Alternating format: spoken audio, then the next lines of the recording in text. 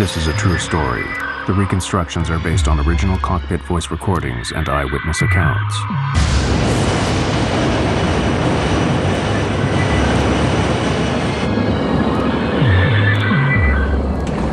I can't see anything. Damn, we're off course. No, I can't see it. Way off. On June 1st, 1999, as an American Airlines jet prepared to land amid fierce thunderstorms, passengers knew they were flying into trouble. I don't know what made me aware, so doggone aware, that we were going to have a problem. Oh, no! Within minutes, their worst fears would be realized. Other one! Other one! Other one! Other one!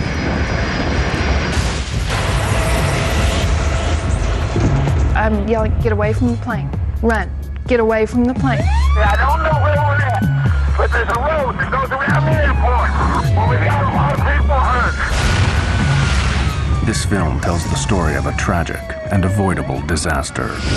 The investigation would reveal a lethal combination of pilot error, the devastating effects of severe weather, and a dangerous race to keep the plane on schedule. It would also uncover disturbing evidence of an industry-wide failing, one that could kill again at any time.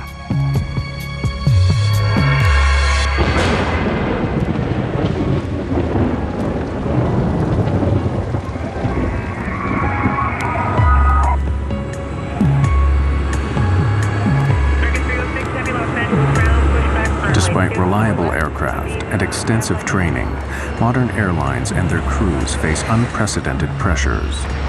Intense industry competition demands that the whole system, from the flight planners to the pilots, be efficient and on time. The stresses this can bring would play a vital role in the loss of Flight 1420.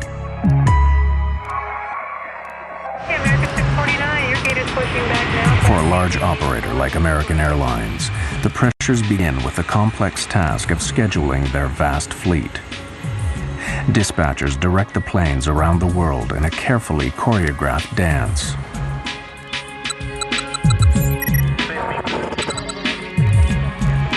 The strain of maintaining this efficiency affects the entire system.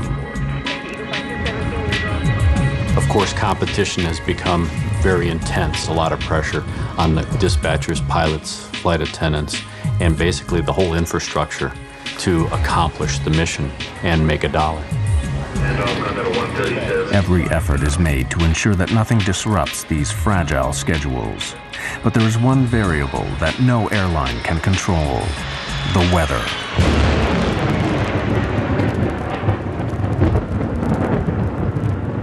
The southern states of America are especially prone to severe weather, where storms not only cause delays, but pose extreme dangers to commercial jets. Delays, scheduling problems, and fierce thunderstorms would all conspire to turn a routine flight into a terrifying race against time.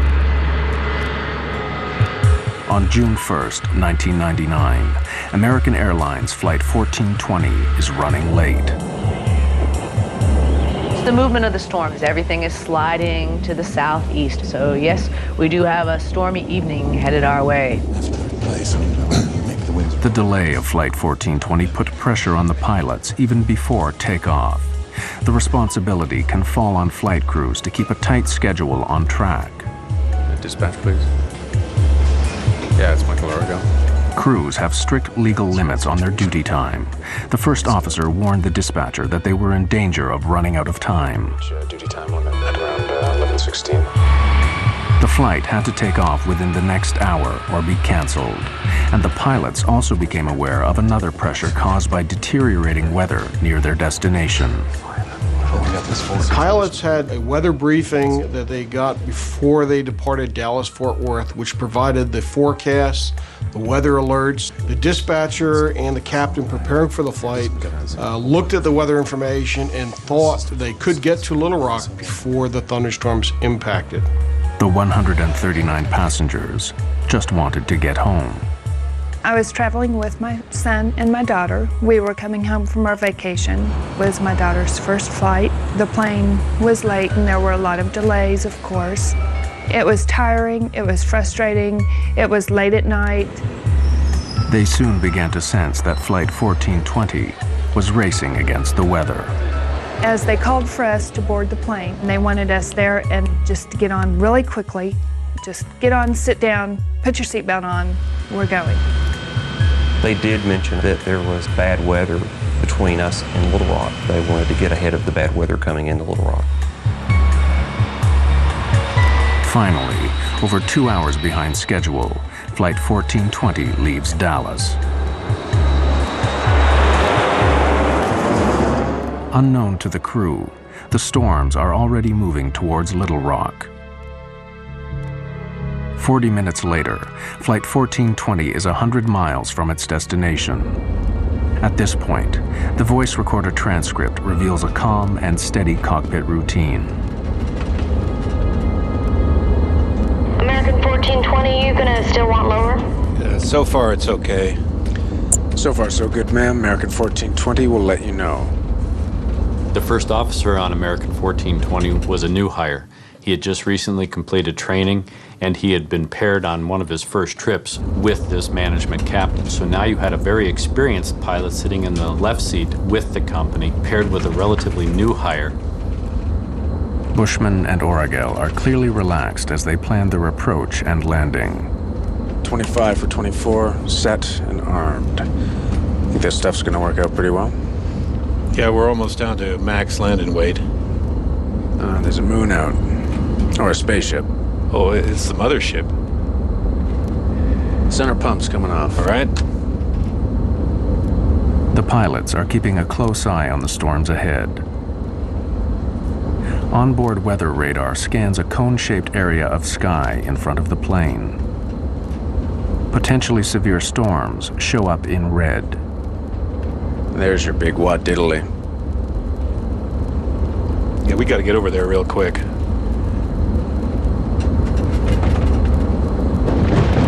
I don't like that. That's lightning. Sure is. The American Airlines dispatcher issued an update on the shape and formation of the thunderstorms.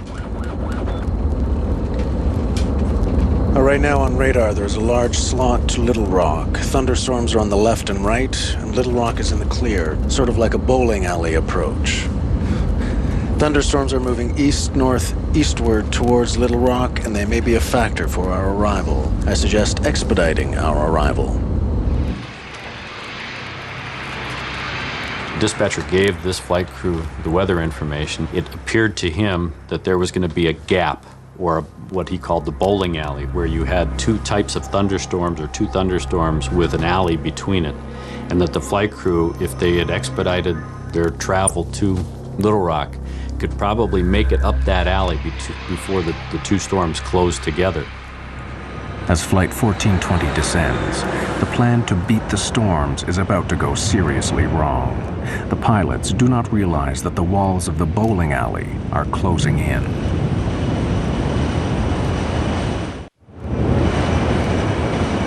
The route flown by American Airlines Flight 1420 is flanked by treacherous thunderstorms, a corridor the pilots call the bowling alley. With 80 miles to go, the route to Little Rock still appears to be clear. This is the bowling alley right here. Yeah, I know. In fact, there are the city lights. Straight there. You want to go down? Not yet, but pretty soon. We're about 80 miles from the airport, and we started our descent toward it. Quite a light show on the side of the aircraft, and we're going to be past that on our way to Little Rock. It's been a pleasure having you aboard our short flight, and I'd like to take this opportunity to thank you for flying American Airlines. The lightning seemed to be on both sides of the plane. It lit up the inside of the plane. Very quick, just kaboom type lightning, which was a little scary. There was quite a light show off to the left. Normally that doesn't get pointed out. If you go past the Grand Canyon, that gets pointed out, but not a lightning show.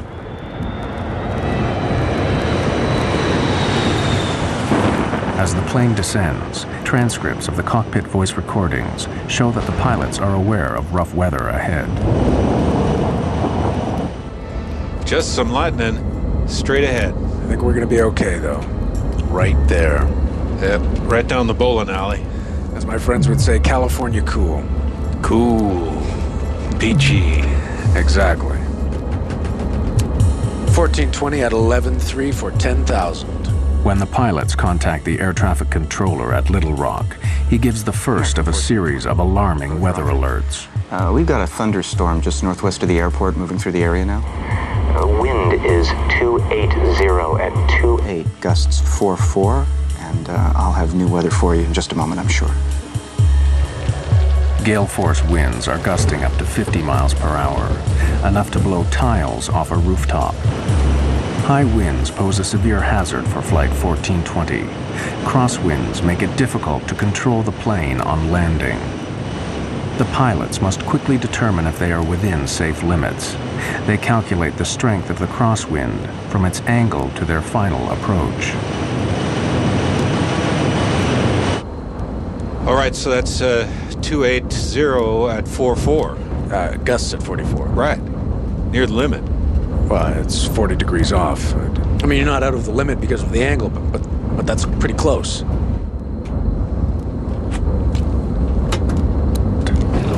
Flight attendants, prepare for landing, please. The pilot's attention now returns to the bad weather ahead. He said the storm was to the northwest of the field? You said northwest. Yeah. Lightning strike, you said storm.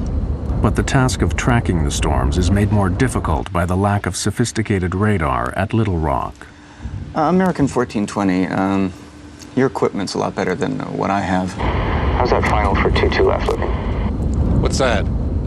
We can see the airport, but we can just barely make it out. We should be able to make 22. That storm is moving closer like your radar says. But it's a little farther off than you thought. The controllers are going, well, your radar is better than mine, so forth. The controller in this accident had a monochromatic, or basically almost a black and white set of a radar, and could not determine the intensities of the storm.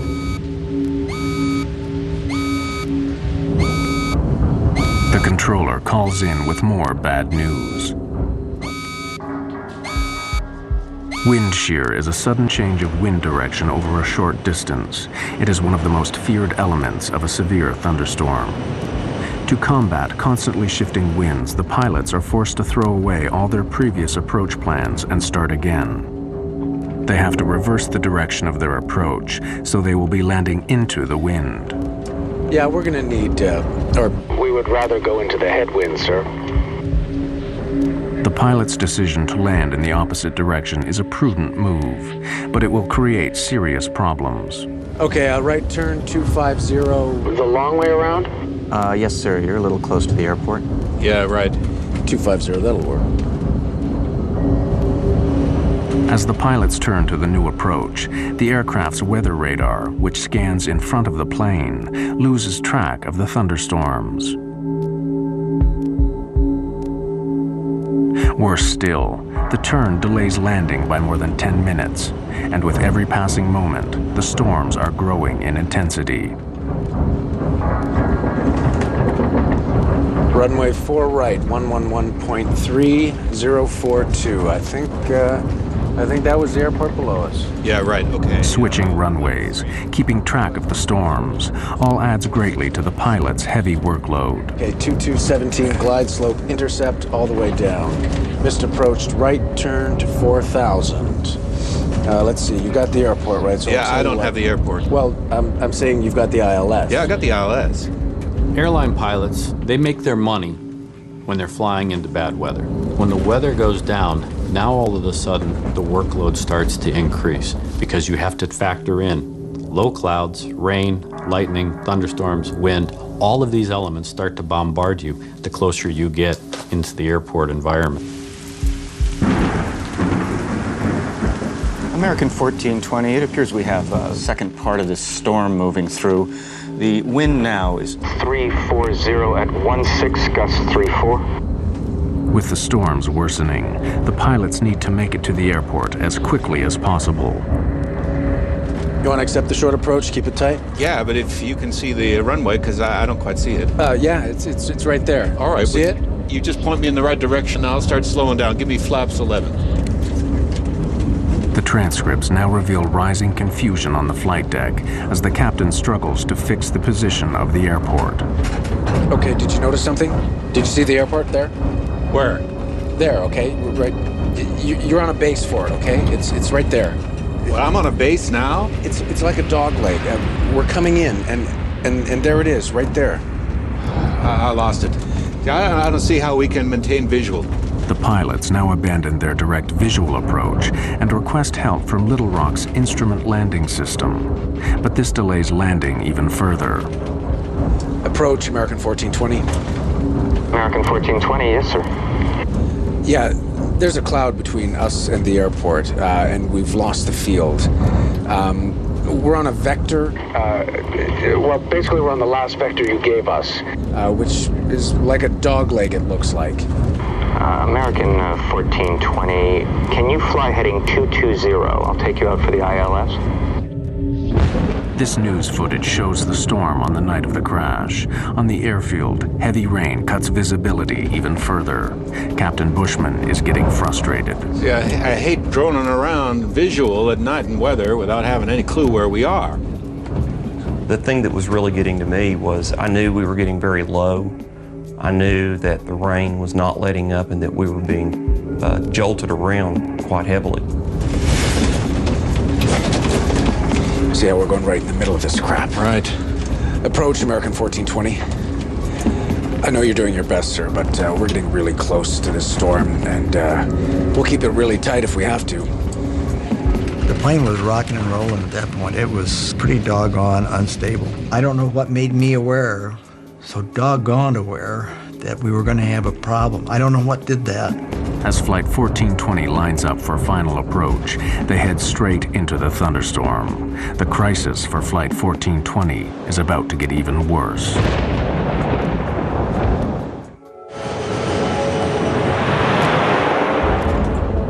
With Flight 1420 minutes from touchdown, severe thunderstorms give the pilots another major problem. Blinding rain and thick cloud are obscuring the airfield. The visibility on the runway, known as RVR, is only just above the regulation limit of 2,400 feet.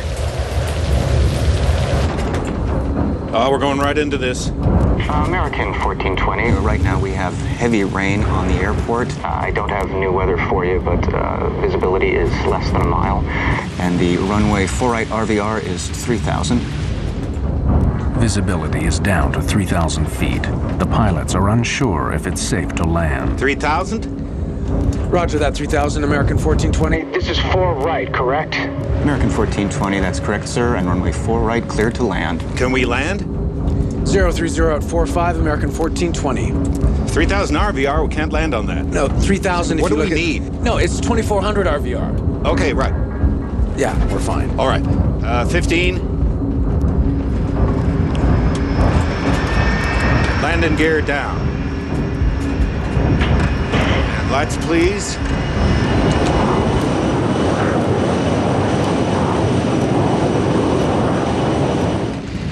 As we descended through a very dark black cloud. The rain seemed to be going horizontal. It was windy enough, apparently outdoors, that the plane was moving around a lot. I'd never done this before. I buckled up really tight, almost uncomfortably tight, and I was concerned enough. I put my shoes back on and got ready to go. There was something going on that made me very nervous. The crosswinds are way over the limit. The pilots could divert to another airport, but they don't, and the weather gets worse. Wind shear alert. Center field wind 350 at 32. Gusts 4-5. North boundary wind 310 at 29. Northeast boundary wind 320 at 32. The jolts seemed to be much stronger than I'd ever felt.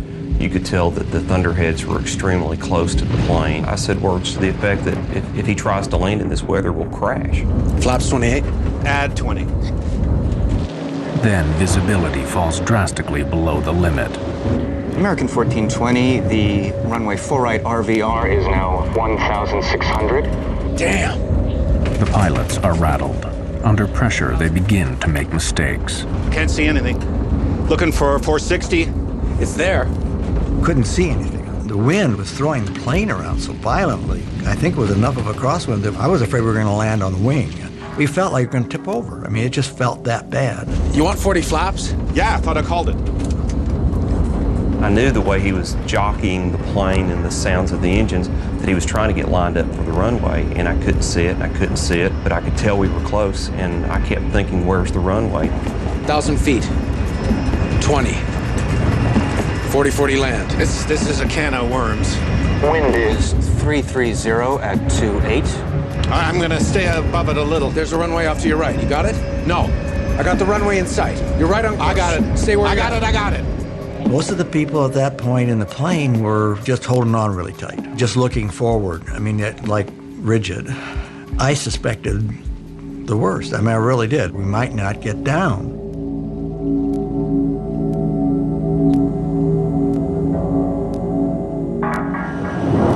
In the midst of fierce thunderstorms, Flight 1420 is about to land at Little Rock. Low visibility and high winds make the final approach treacherous. Wind 330 at 25. 500 feet. Plus 20. Wind 330 at 23. Damn, we're off course. No, I can't see it. Way off. I can't see anything. Got it? Got it! 100 feet. 50 feet. 40. 30. 20. 10.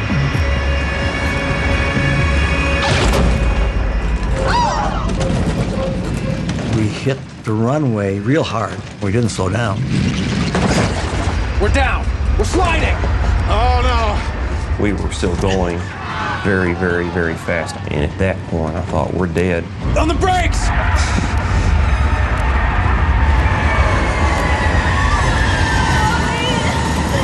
It was just chaos. It was terrifying. Quite literally terrifying. Other one! Other one, other one.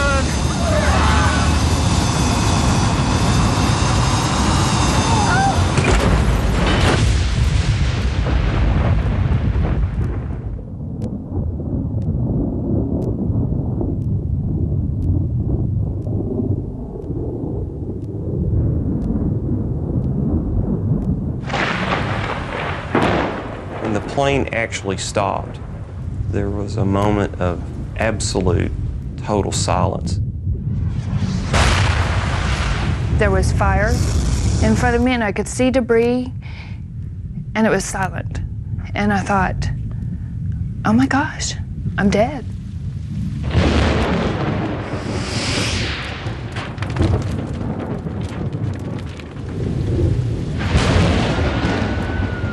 Within those minutes, I heard a small scream, and I heard it get louder and louder and louder, like it was on a megaphone. And it hit me, that's my daughter. And it's like, oh, okay, we've got to get out of here. You know, we got to do something. The passengers struggled to get out before fire engulfed the cabin. I had a broken scapula, dislocated shoulder, and cracked ribs, and all sorts of stuff going on, but I didn't feel a thing. I just wanted to get out. I was not going to die in that thing.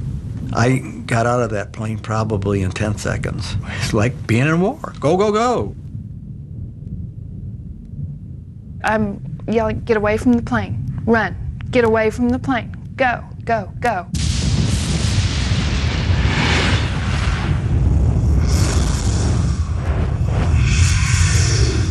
Some folks looked like they'd been in an explosion. Their clothes were tattered. I saw a man using his cell phone to call for help. Okay, I don't know where we're at, but there's a road that goes around the airport. Well, we got a lot of people hurt.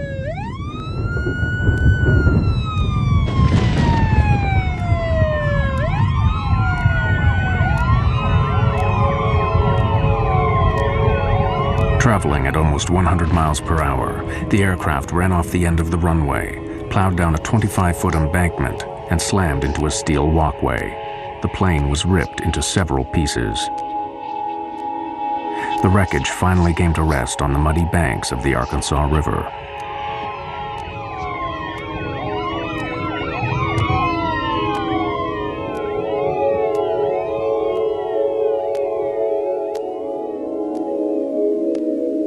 10 passengers died in the crash.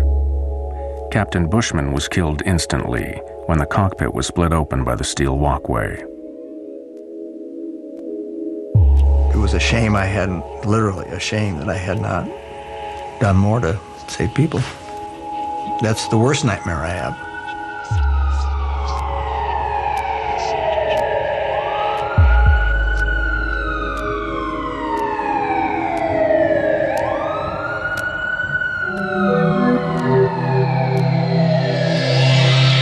The U.S. National Transportation Safety Board was notified immediately. Greg Feith was the NTSB's chief investigator. The night American 1420 happened, I received a phone call about 1 o'clock in the morning from our communications center at the NTSB advising that there had been an aircraft accident at Little Rock and there may be some fatalities involved. Fellow investigator Don Ike was quickly on scene. There's a sense of adrenaline as an accident occurs like this, where you're being launched to the accident scene. And there's a strong urge to get there, to try to find out what happened, to document the facts so we can prevent it from happening. The NTSB set up a command center close to the site. They would spend the next 18 months piecing together the events that led to the crash. We did have a basic idea when we got on scene of what had happened. We just didn't know why. We knew the airplane went off the end of the runway. We knew that the pilots couldn't stop it. We knew that the aircraft was destroyed going through this catwalk. We knew that the subsequent post-crash fire killed people. We just didn't know why at that point. The NTSB worked backwards from the impact, piecing together the sequence of events from final approach all the way back to Dallas-Fort Worth. The first question for investigators was why the pilots had been unable to stop the plane. Analysis of the tire tracks left by the skidding plane showed a complete loss of control after touchdown. When you look at the width of those tire tracks, you then see that the airplane wasn't going straight, but in fact was sliding sideways. Here you have this machine that weighs 130,000, 140,000 pounds. It has 100 or so people on it. It is sliding uncontrolled off this runway. Something had gone terribly wrong on landing, and investigators wanted to know why. They questioned the survivors of Flight 1420, who would provide an extremely important clue.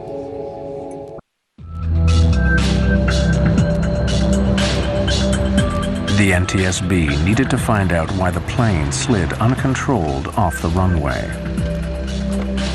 They set out to interview surviving passengers, many of whom were local to Little Rock. Their eyewitness testimony would point the inquiry towards the most important mechanical system used to slow a plane down after landing.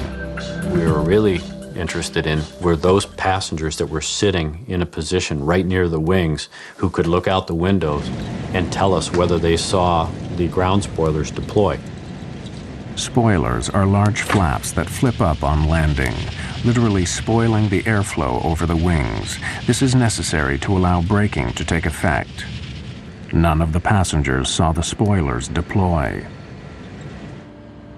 The NTSB compared their testimony with data from the airplane's black boxes. The flight data recorder, which monitors the systems on board during flight, confirmed that the spoilers had indeed failed to deploy. The implications were catastrophic. Flight 1420 had no hope of stopping in time. On the brakes! We're sliding! Oh no!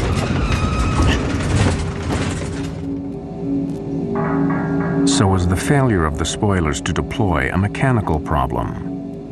Or in the confusion of final approach, was it pilot error? To find out, the NTSB would make clever use of the cockpit voice recorder, or CVR. You want 40 flaps? Yeah, I thought I called it. One of the key elements that the CVR team was listening for was the setting of the spoiler handle. We saw on the flight data recorder that the ground spoilers didn't deploy. We wanted to know if the handle had been actually armed or not. And we were looking for a specific click sound. We couldn't find that sound on the accident CVR, which led us to believe that the handle was never in the armed position at touchdown.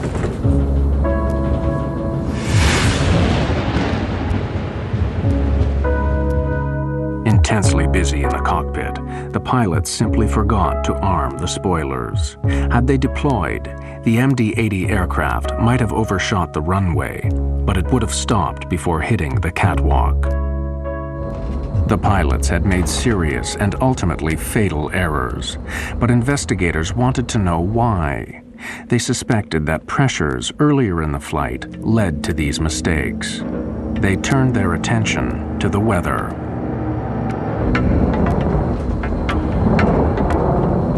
It was clear to us that severe weather had been in the area around the time of the accident. How it played a part was one of the things we had to try to discover. And putting the radar images in, the observations, trying to put it all together, would take weeks, of course, to get this information done. The NTSB wanted to know what role the weather had played in the crash, and had the pilots been fully aware of the dangers. See how we're going right in the middle of this crap? One of the concerns that all pilots have when they're trying to land an aircraft is, of course, making sure that the crosswinds that they may experience don't exceed the capabilities of either themselves or the aircraft. The wind's now 350 at 30, gusts 4-5. Can we land? This particular flight crew had a limitation, not imposed by themselves, but imposed by the company, and that was that they were not allowed to exceed a 10-knot crosswind on a wet runway. Crosswind limits are clearly stated in the operating manual. The crew of 1420 were flying beyond regulation limits. This is a can of worms. There's a runway off to your right. You got it? No. This NTSB animation clearly shows the effect of the winds, causing the captain to make desperate last maneuvers. Winds definitely impacted the flight. If you look at the animation, you'll see him fighting the winds. Definitely not good. We're down. On the brakes. Other one. But when you start talking about a wet runway, thunderstorms, not a good scenario. But were the pilots of 1420 aware of the hazards posed by the severe weather? For the NTSB, the dangers of thunderstorms were all too clear. In 1994, a U.S. Air DC-9 fell victim to wind shear in North Carolina. The plane stalled at 250 feet and fell from the sky. A Delta TriStar crashed after flying into the most severe kind of wind shear that created an intense downdraft of air.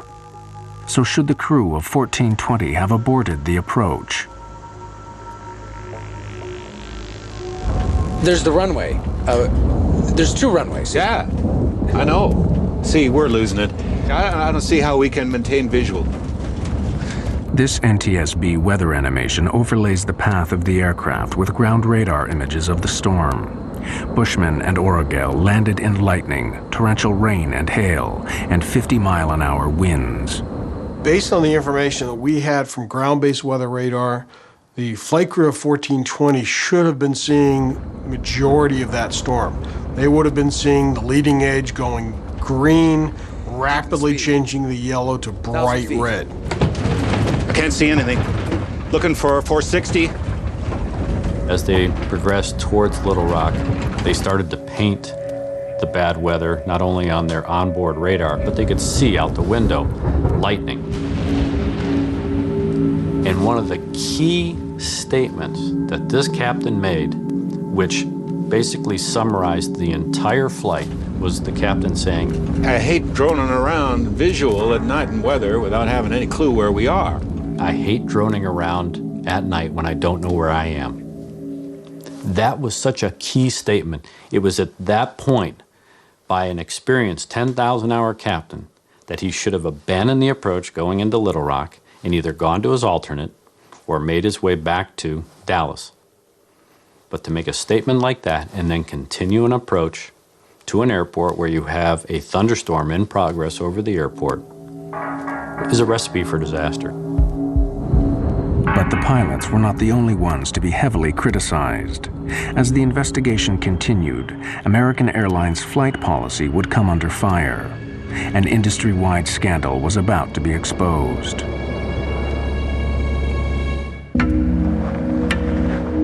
For months after the crash of Flight 1420, the NTSB dug deeper into the circumstances surrounding the Little Rock accident.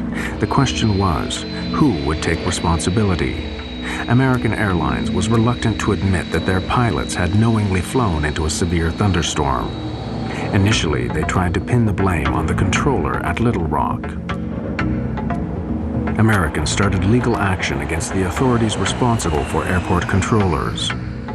Americans' lawyers claimed that the crew of Flight 1420 had not been given all the current weather information. American 1420, your equipment's a lot better than what I have. How's that final for 22 left looking? But after interviewing the controller at Little Rock, investigators were unconvinced. It's highly unlikely that the flight crew wasn't sufficiently informed about the nature of the weather and the severity of the weather, not only en route, but of course during the course of the landing at Little Rock. The focus turned back on the pilots. Lawyers representing the passengers were determined to get American to accept liability for the crash. I mean, it is about money in a way, because you want to make them pay. Because I saw the letters that they would write back to my lawyer, minimizing what we had been through, minimizing my daughter's burns, cuts, the psychological effects it had on my son at age 15, and my daughter and me, and just minimizing everything. So you want to find a way to hurt him. Renee Solomons and many other survivors attended the NTSB public hearings held in Little Rock 8 months after the disaster. With the captain dead, the co-pilot was the first to testify. As we went off the end of the runway, I could see the runway lights coming up, and I knew we were going off the end of the runway. I couldn't see anything in front of us, and all I thought was the gear would collapse, and we would continue to slide. It's got to be okay. And then all of a sudden, I felt the impact. I followed it as close as I could. You bet. I mean, I wanted to know what happened. I went to all of the NTSB hearings. I was outraged. I was mad. For me, they didn't ask him the right questions. You know, I wanted to ask him, what were you thinking? Why did you all play chicken with our lives? The co-pilot's testimony was highly controversial. In his account of the final moments of the flight, he claimed to have told the captain to abort the approach, otherwise known as a go-around. Who can call for abandoning the approach? Either pilot. Did you call for a go-around at any time? Yes, sir, I did. It sounds like after reviewing the tape, you can definitely hear the go. And the around, it seems like he talked the same time I did, and I looked over at him, and he brought the airplane back on course. However, when NTSB specialists studied the cockpit voice tapes, they couldn't hear this statement. Damn, we're off course. No, I can't see it. Way off. Even though he stood by that statement, we could never validate it. That led to a controversial finding because we weren't really sure if that took place or not. The NTSB asked tough questions of the co-pilot, but was American Airlines training also at fault? Greg Feith put an American Airlines manager on the stand. What were the company rules for pilots flying near thunderstorms? When asked the question, he basically responded that he just didn't want his pilots flying into that type of weather. Our pilots are forbidden to enter or depart a terminal area blanketed by thunderstorms. To the NTSB, this policy simply wasn't clear-cut enough. Well, that's a very subjective call for a pilot. Pilots need boundaries. You have to set limits. If there's convective activity, that is thunderstorm activity, it's within 5 nautical miles of the airport. There's lightning, there's wind shear. Don't go there.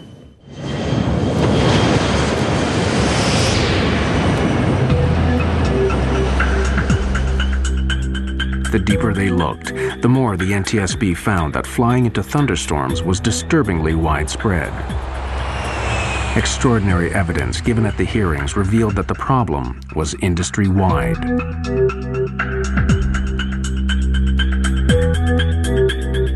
Experts from MIT spent weeks recording the flight paths of planes landing at Dallas-Fort Worth. They waited for thunderstorms and watched how pilots reacted. Their animation plots the planes coming into land, overlaid with radar images of the storms. Anything yellow or orange is a potentially severe thunderstorm. Of the 2,000 encounters with thunderstorms, 2 out of 3 pilots flew into the storm and landed their aircraft.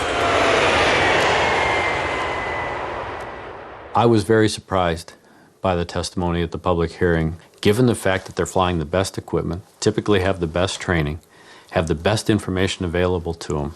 For those decisions to be made to continue into harm's way, it was very surprising to me that they tried to do that. Pilots know that if we go into that thunderstorm, we may not come out of that thunderstorm, and if we do, it may not be basically in one piece. Why did so many pilots fly into danger? The MIT researchers found pilots were more reckless if they were behind schedule, if it was night, and if aircraft in front of them were also flying into bad weather. In the Little Rock case, 2 of those 3 elements were present. It was night, and they were running late.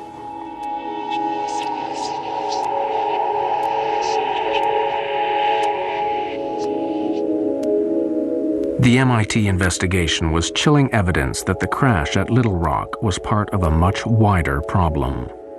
We're not seeing a major improvement, put it bluntly. There's a limited time for training. Weather was a significant part that set up the stage of this accident. We do not condone any operation to be conducted in such weather. It is a known severe weather hazard, and it should have been suspended, no operation. The root causes behind the crash went even deeper. Why were the pilots so determined to land? Greg Feith found the answer back at Dallas before the flight even left the ground. There, he found signs of a deadly condition in aviation, known as get-there-itis. There may have been a sense of get-there-itis. The flight crew knew that they were pushing their 14-hour duty day. It had been a long duty day. The airport's right there. Let's try it. Let's see if we can accomplish the mission. Pilots are goal-oriented. We're mission-oriented. We will stick our nose in there to try and see if we can accomplish the mission. Sometimes we will accomplish that mission, but sometimes we get too far into it that we can't bail out. We don't have any more options, and bad things happen. The pressures of get-there-itis sparked a fatal series of mistakes and misjudgments. I can't see anything. Looking for 460. At the end of a long day, rushing to beat the storms and get the passengers to their destination, the crew of Flight 1420 made the basic mistake that cost 11 people their lives. They forgot to arm the spoilers. They were so busy trying to get the plane on the ground that they forgot to do what they needed to do. They didn't have time to do it. After the accident, American Airlines revised their checklist procedures. Both pilots must now confirm that the spoilers are armed, ready for landing. In October 2001, the NTSB published their report. They concluded that the 2 main causes of the crash were first, the decision to land in a thunderstorm, and second, the pilot's failure to arm the spoilers. American Airlines declined to take part in this film or comment on the findings. As an investigator, I had over 2 years to basically criticize and determine what the captain was trying to accomplish. That particular captain had seconds to make decisions based on the information he was getting. And while it's unfair for an acts investigator like myself to start pointing the finger, I wasn't there. I blame them, but I'm not angry per se at them. I don't waste my time with anger on them. They'd got nothing but flack. You can understand it, but I can't understand a person, wanting to kill himself either.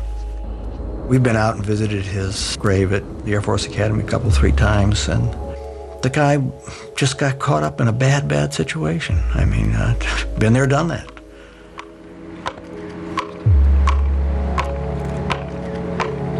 One year after the crash, the survivors of Flight 1420 gathered at the site to remember those who died. For surviving passengers, the effects of the crash are long-lasting and profound. We, as a family, worked long and hard to work through it. We had many talks. It blew apart a lot of relationships. You find out who your real friends are. I cannot do enough to mitigate what happened to the individuals on an airplane. Life is a precious thing, and you're definitely here for a very short time. You know, all of a sudden, your life looks like about a second and a half long. People ask me if I'm okay. Well, no, I'm not okay. No, we'll never be okay. I mean, what is this okay stuff? You're different, and deal with it. I mean, that's the way we're going to be. The day after it happened, when Adam and I were in the hospital in Samantha, Adam and I got up and we looked out the window and we just couldn't believe that life went on. We just couldn't believe cars were driving and it was sunny and life went on, you know, because for us, life stopped.